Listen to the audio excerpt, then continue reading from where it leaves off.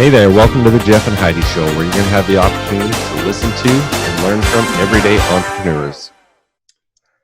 Welcome to the Jeff and Heidi Show. This is Jeff Heggie. Heidi is not with me today, so hopefully she'll be back with me next week. I'm excited today to have Mostafa Hosseini with me. I'm excited to have an opportunity to visit with him and have him share his story with you. And what I'm going to do is I'm going to share a bit of his bio and then let him do some of his own introduction. So he is a serial entrepreneur, author, business coach, and founder of Persyo Inc and creator of Simple Marketing Formula, Viral Coefficient Formula, and Simple Time Management Formula. He has been coaching and consulting for the past 10 years, helping businesses in various niches and industry grow and scale and become more profitable. He is an avid skier, hiker, reader, and he loves to spend time with his family. He's married to Ziba. His sons' names are Ali and Sina. I hope I pronounced all those correctly. You got it. And he's got a burning desire to have harmony in his life. And we've had a little bit of an opportunity to visit before the show, so I'm really excited to hear some of the stories he has to share. So just go ahead and tell us a little bit more about yourself, and we'll get started that way. Well, first of all, thanks for having me. It's a pleasure to be here. And I'm excited to share my story and what's been going on. I guess my life story, a little bit of what's been going on in the past 7 to 8 months prior to COVID. Would you like me to start with my story? Yeah, sure. So I grew up in a family where finances were always a problem. My dad was an employee, and what happened was that he would work starting 5, 6 in the morning, and then he would come home late at night. And so I didn't see a lot of my dad growing up. And from an early age, I was probably 5 or 6 years old when I started questioning the fact that, why is it my dad he works so hard, but financially and lifestyle, we don't have much to show for it. And I had two sides to my family. One side was my mom's side, who were all the entrepreneurs and business owners. And the other side was my dad's side, who were all the employees and the academics. And so my mom's side, some worked hard, some didn't, but they were basically, they had a better lifestyle, nicer cars, nicer homes, and vacations and the rest of it. And my dad's side, not so much to show up for, although they really worked hard. So I was about 5 or 6 years old when I decided that I think I'm going to grow up and run my own businesses and, be a businessman. Fast forward, I was born in Tehran, Iran, moved to Canada back in 2000. And so when I got here, I did not speak English. So I started going to English school, and then I got into engineering school, did about 2.5 years of engineering, didn't like it much, dropped out, took a year off, and I got back into the business school, and I absolutely loved it for 2 reasons. Number one, I liked business. Number two, we had a lot of good-looking girls in class. So I couldn't say no to both of them. But no, I absolutely love business, which is what I wanted to do growing up. And then back in 2007, I read a book called Rich Dad, Poor Dad by Robert Kiyosaki, which was the story of my life. Have you read that book? Absolutely, yes. Yeah. Was that your story too? You know what? A little bit of it was, not as much. Got it. Anyway, so that was like, they wrote that for me. It was like, I could see myself in this story. And then, so Kiyosaki kind of helped me confirm my ideas and the philosophy. It was like, you know what, this career thing is not working for me, or wouldn't work for me. I want to run my own business. So I was in school when I started Persyo marketing. I remember I was in a market research class here at Mount Royal University in Calgary. And one day I was like, you know what, I'm going to start a market research company.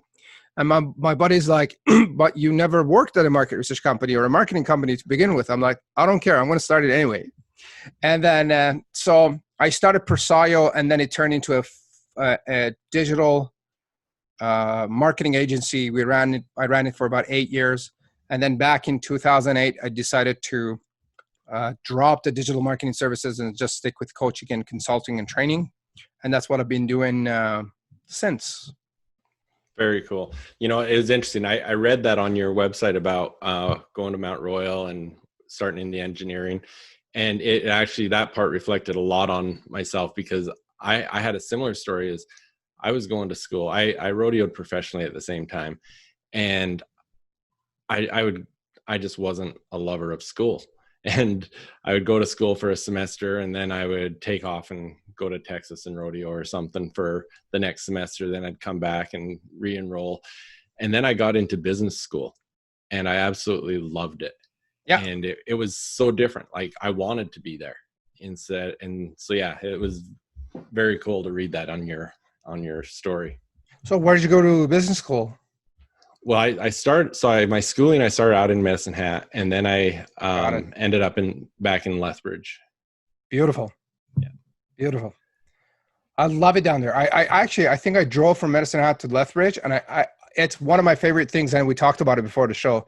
One of my favorite things is driving in the country, in between the farms, and when it goes up and down. I just love it. Yeah, it's beautiful. Absolutely. Definitely. So tell me. Well, I would like to get into this. I know over the last 8 months, you've had a story that we can share with our listeners here that is transformational. So I'd like you to tell us about that, if you would. So it started back in September last year. I was under a tremendous amount of pressure and stress. Man, my green screen is not real working. I'm kind of transparent, like half of my body, but we'll let it go. So I was under a tremendous amount of pressure and stress for two reasons. One, for business, and the business wasn't going as well. The financials were not going well. And my brother was not feeling good. He was not feeling good. He was actually not good. So I was taking care of him, taking care of business, and there was a ton of pressure on me. Like, I was talking to my buddy. I was like, I'm under so much pressure right now that eventually I will either turn into diamond or I will turn into ashes. One of the two. And so it was so much pressure that back in December, I started getting pain in my left arm here, and I developed a benign tumor. Later, I found out in this left arm. And so this benign tumor did not let me sleep well for about 4 or 5 months. Like, I was up at night and basically I had a tough time day and night, especially when I'm trying to sleep. The pain. So I started with like shooting pain here in my fingers, and then it started in my pointing finger on my left arm, and then it started developing into this middle 3 or 4 fingers here. Anyway, so I was trying to figure out why this happened. Because I'm a healthy guy. I don't eat a lot of junk. I'm pretty active. And I had a lot of questions in my mind. Why is this happening? So my brother's condition got worse. And in January, I basically didn't work. I was just taking care of the bare minimums in business, just showing up to the meeting, come home. I didn't feel like working because there was just, the brain goes, you know what? I can't work anymore. I'm done with this amount of pressure. And then what happened was my brother left. He went back to Iran to live with my family, with my mom and dad, so that they could take care of him. And thank God he's doing much better now. And we're all glad that he made that decision, and we kind of supported him along the way. Good. So in February, so he left on a Friday, and I was like, you know what? I'm going to take the weekend off, relax for a couple of days, and coming Monday, I'll get back to work because I didn't work for almost a month or two. And Monday came, I didn't feel like working. Tuesday, no work. Next Monday, the brain goes, we're not working. Next Monday, and then I'm like, you know what? I got to give up. I got to sit back and relax and give myself the time, the acknowledgement, and the love to myself for healing, because I needed to heal. And so I was like, you know what? I'm just going to give up. I'm not going to do any and then at that time, because the brain goes, we got to do the marketing. We got to send the emails. I got to make a video. I got to be on social media. I got to do a million different things. Oh, what if I don't do this? What if I don't do that? Blah, blah, blah, blah, blah. And so one day I was like, what if I don't do that? what if I don't post on LinkedIn and Facebook? What would happen? Let's see. And and then I was like, you know what? I'm just going to stop. So I sat back and then I gave up basically to just give myself time to heal. So I took about a month off, just again, maintaining the absolute bare minimum, responding to calls, showing up to meetings and the rest of it. And then COVID came. And they're like, nobody gets out, no business, everybody's at home. I'm like, yes, I love it. We'll just continue this because this is really working. Because I could feel the healing that I was going through. Because for 3 or 4 years, it was just go, go, go, go, go, go, go. Even when I would say travel, say to Vancouver or another travel spot, I was still working. I was still worried about work. Yeah.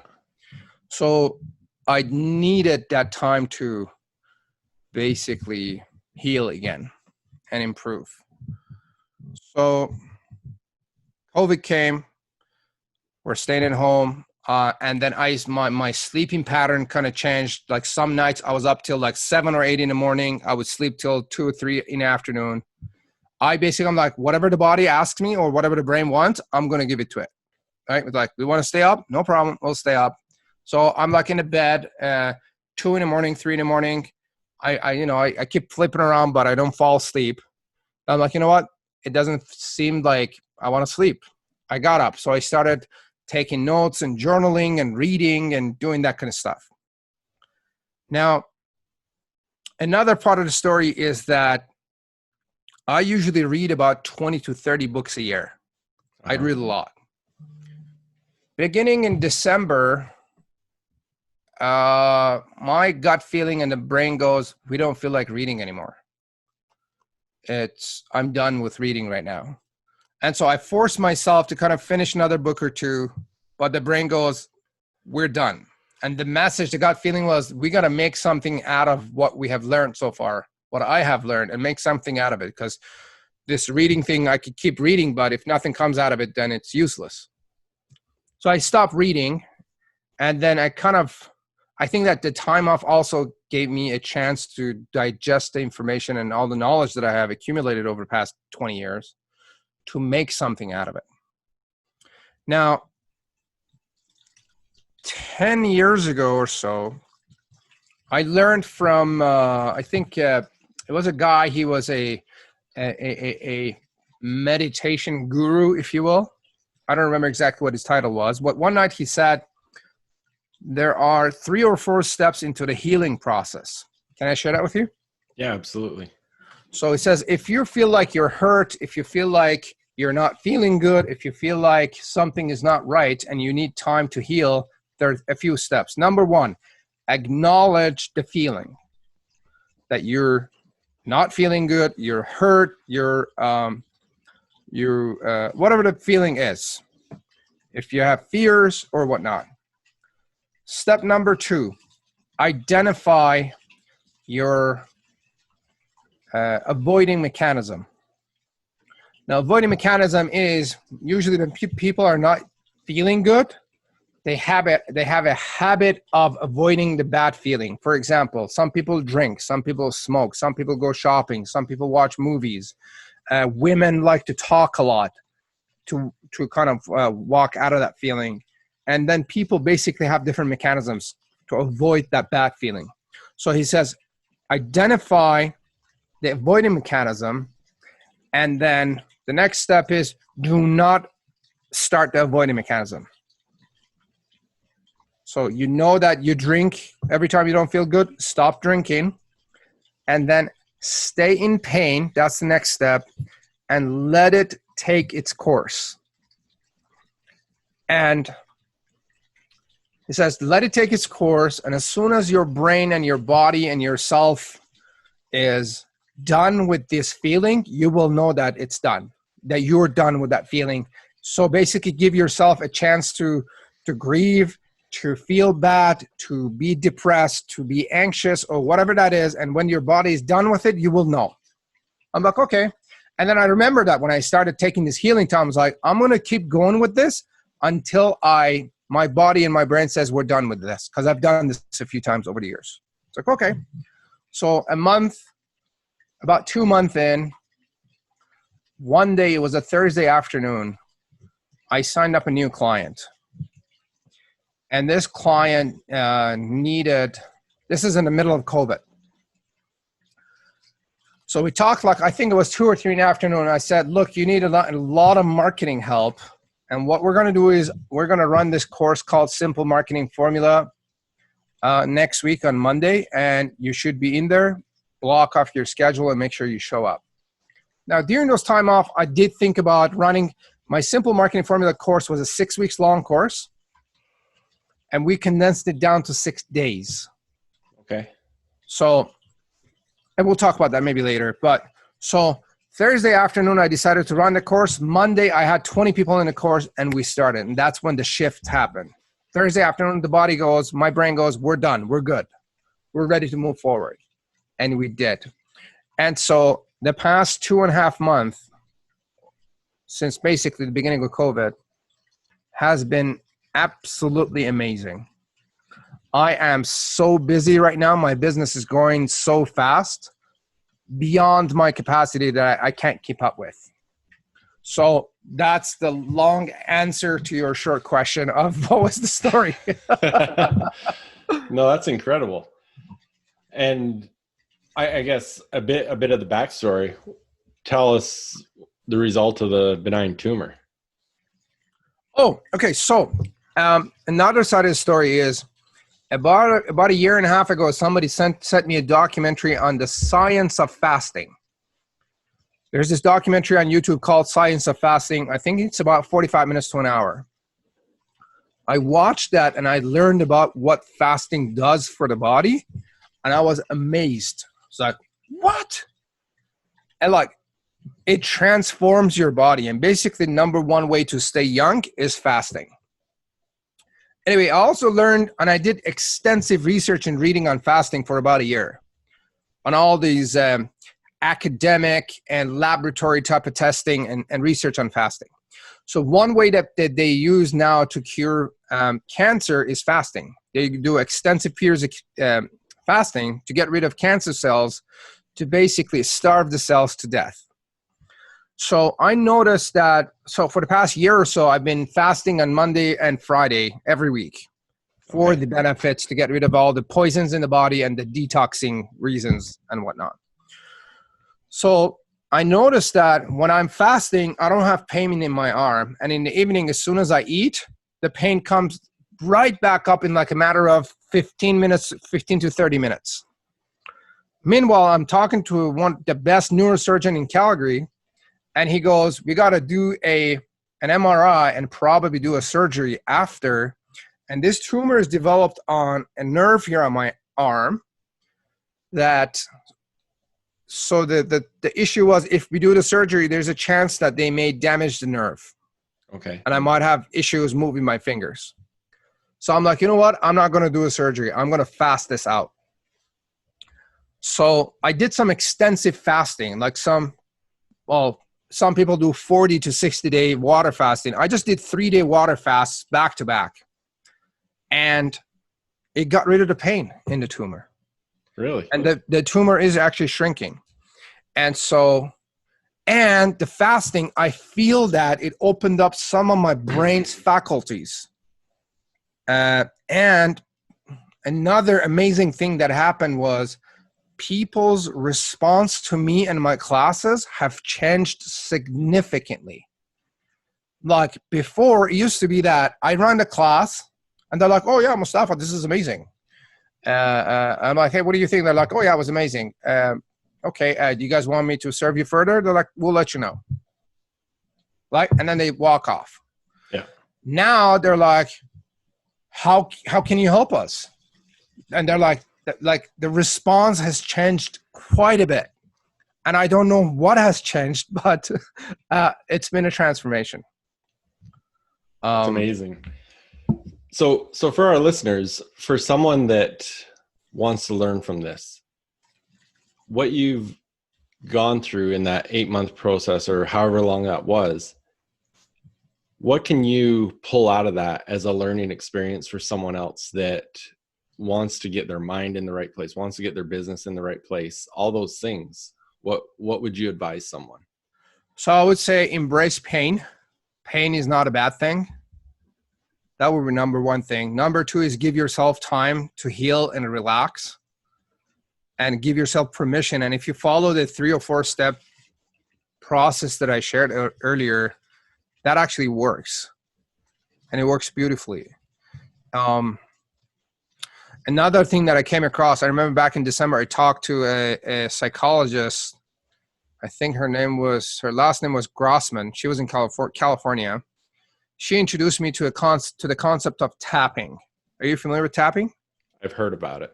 Anyway, there's this guy, I forgot his name. He does this thing called tapping. So he starts tapping here on some, I think they call it energy centers of the body. So it's right here on your temple, right here on your forehead, on your cheeks, right here on your chin, and on your sternum, basically. So they go through and they do tapping. So one of the things that he mentioned in there that was about pain. And he said that, I know I'm in pain, but I know that this pain is actually good for me and it's doing me a favor, for a lack of better terms. And when I heard that, I really liked that sentence or the approach. I'm like, this is changing me and it's happening. So to be honest with you, in the past 6 months, I think I've gone through a taming process. Sometimes people used to tell me that Mostafa is an asshole.